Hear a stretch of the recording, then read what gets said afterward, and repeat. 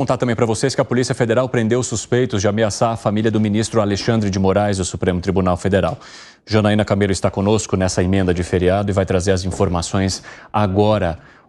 Jana, como que essas ameaças foram feitas, né? Conta essa história e o que a Polícia Federal já tem em relação aos suspeitos. Bem-vinda. Obrigada, Evandro. Boa tarde para você, boa tarde a todos que nos assistem aqui no 3 em 1. Foram expedidos aí pelo ministro Alexandre de Moraes e cumpridos 2 mandados de prisão preventiva, uma no Rio de Janeiro, outra em São Paulo, além de 5 mandados de busca e apreensão nessas mesmas cidades. E aí, segundo a Polícia Federal, essa investigação, aí, essa operação está apurando aí graves ameaças feitas à família, né, como você disse, do ministro Alexandre de Moraes, do Supremo Tribunal Federal.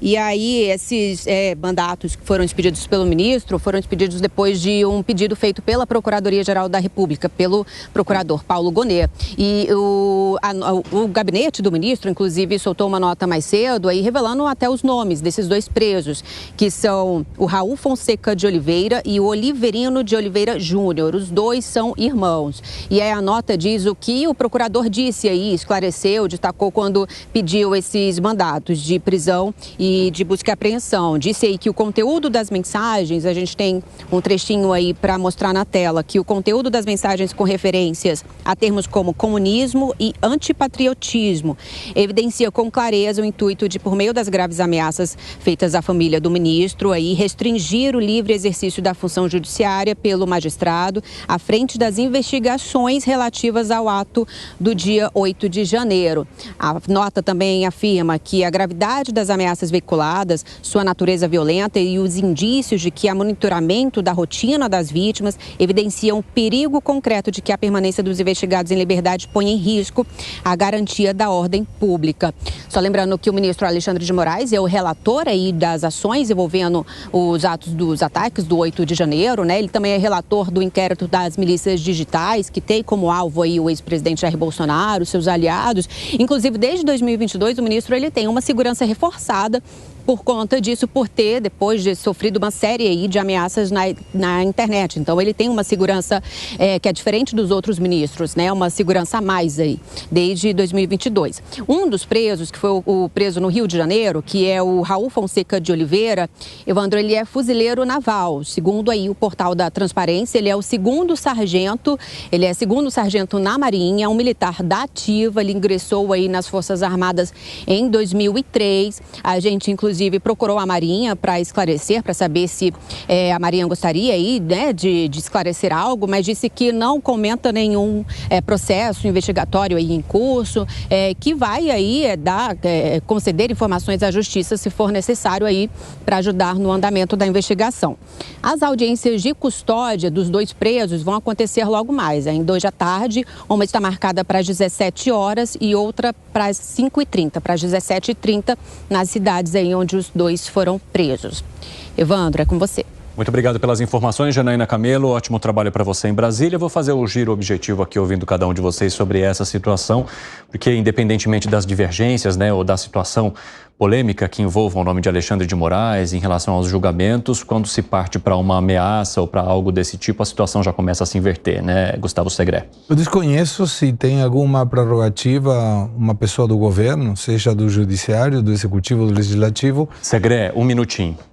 4h32 da tarde, o pessoal da rádio vai para um rápido intervalo. Faz 20 minutos que eles estão me pedindo para chamar o horário para o pessoal da rádio para o intervalo. Eu tinha esquecido, porque eu começo a conversar com eles aqui, até que chegaram agora e falou, a hora... Entendeu? Então, 4h32 da tarde. Daqui a pouco espero vocês, as outras plataformas seguimos. Perdão, Gustavo Segré. Imagina. Recomece. Retomo. Desconheço, talvez o Nelson possa nos ajudar, juridicamente, se tem alguma prerrogativa por ser parte do Poder Judiciário, do Poder Executivo, do Poder Legislativo, perante uma ameaça a qualquer pessoa. Certamente várias pessoas civis, normais, cidadãos comuns, recebem ameaças também. Não sei se tem essa prerrogativa dessa prioridade tão rápida, absoluta, para deter uma pessoa que fez uma errada ameaça, só contra qualquer tipo de violência, e me parece que a ameaça configura um delito que deve ser investigado, feito processo, o devido processo legal, com a sentença que possa corresponder. Mas se alguém de nós fosse ameaçado, a celeridade da Polícia Federal seria a mesma? Essa é a primeira pergunta. E a segunda reflexão, é curioso como o Estado tem que preservar a segurança de pessoas que trabalham para o Estado sempre a custo do contribuinte, né? Se eu tivesse algum problema, eu teria que pagar a minha segurança. Ninguém pagaria para isso. Jackson? Eu poderia dizer o seguinte, não comento sobre o processo em andamento. Perfeito. É o que todo mundo fala, mas eu diria a você o seguinte, o segredo está certo. Nós, cidadãos, estamos muito diferentes, vivemos num mundo diferente do que vive o Estado brasileiro, os agentes do Estado brasileiro. Eles têm prerrogativas, têm privilégios, eles agem da forma que querem. No momento aí o sujeito ameaçou, não deveria ter ameaçado, não se ameaça um ministro do Supremo, porque essa ameaça quer dizer muita coisa.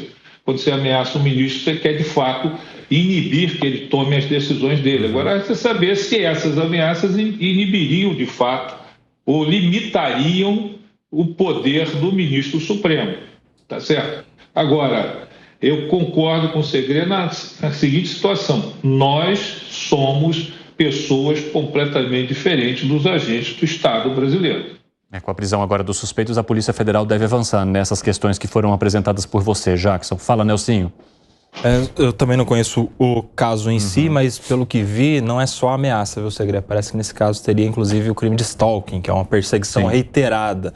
É quando a segurança da pessoa já pode se ver prejudicada, ser questionada, exato. E não só dele mesmo, como da própria família.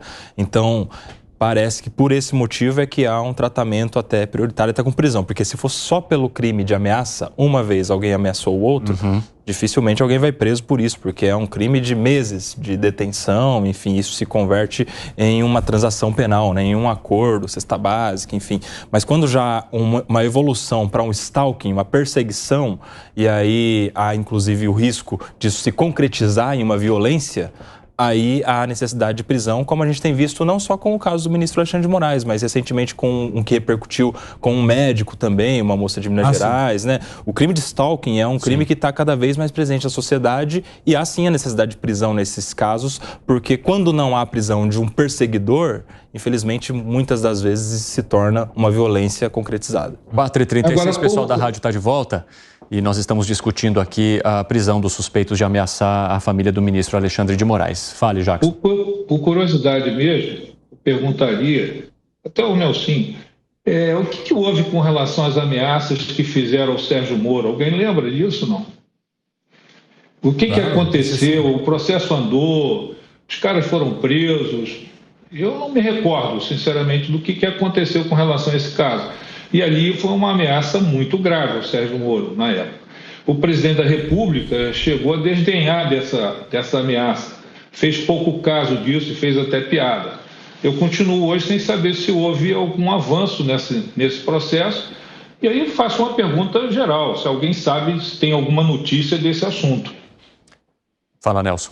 Essa ameaça de vida, inclusive de morte, aliás, contra o Sérgio Moro e família dele, foi descoberta pelo GAECO de São Paulo, uma atuação do promotor Lincoln Gaquia, lá de Presidente Prudente, que grupos criminosos organizando para... Que é a maior autoridade no Brasil contra facções criminosas e nasceu a partir de uma investigação dele. E você pode ter certeza que a gente não sabe muito bem o que isso, qual é o passo que isso está, porque eles não revelam, são informações sigilosas. Mas se está na mão do Lincoln Gaquia, do GAECO de São Paulo, isso aí está sendo cuidado muito de perto. É um trabalho dos mais excelentes do Ministério Público. E olha que eu sou muito crítico ao Ministério Público, mas o GAECO de São Paulo faz um bom trabalho em relação a isso. Arremate, Piper. Fico feliz em saber.